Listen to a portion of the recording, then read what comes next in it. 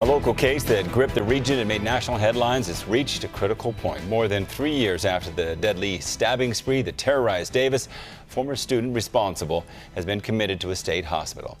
Thanks for joining us for Fox 40 News at 7. I'm Richard Sharpe, and tonight for Eric Harriman. And I'm Nikki Lorenzo. Heartfelt statements entered the court record as part of today's proceedings. We're going to hear those in just a moment. But want to give you some background and context on this case. A Yolo County judge ruled former UC Davis student Carlos Dominguez legally insane during his 2023 stabbing spree.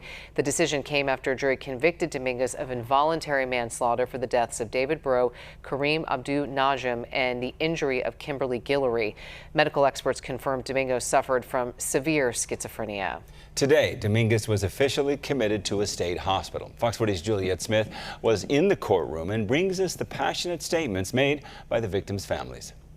It was an extremely emotional day in a completely packed courtroom. Ahead of Dominguez being officially committed to a state hospital, we heard the victim impact statements from the family of David Breaux, also known as Compassion Guy, and Kareem Abdul-Najim, the 20-year-old former UC Davis student who was killed just 6 weeks before graduation.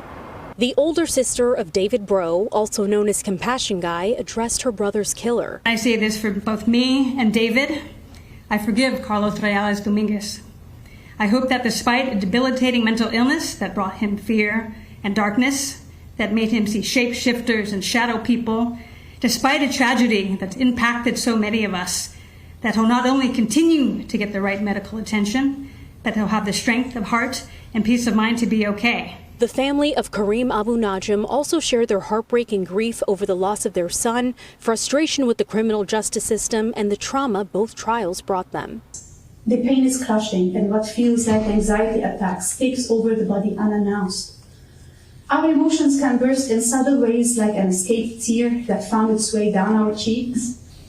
I hope one day soon, a better world with more civilized humanity will revisit this case and remember it for what it was. A dehumanizing and heartbreaking case where victims came broken from a devastating loss caused by one man, and left hopeless and utterly shattered by an entire system that did not care. The third victim of the stabbing, Kimberly Guillory, was in the courtroom but chose not to give a statement. The judge also touched on the overwhelming sadness of the case for all parties involved, including the defendant. And because of severe and untreated symptoms of hallucinations and delusions, and with no parental support, he killed 2 other members of our community who were both beautiful and remarkable persons.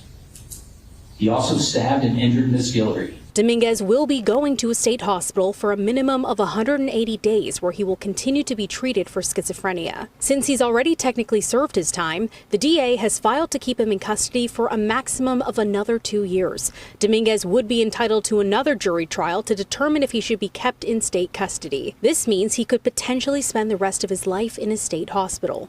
Then the defense declined my request for an interview, and we are still waiting to hear back from the prosecution. And that is the very latest for now. Reporting in Yolo County, covering local news that matters. Juliet Smith, Fox 40 News.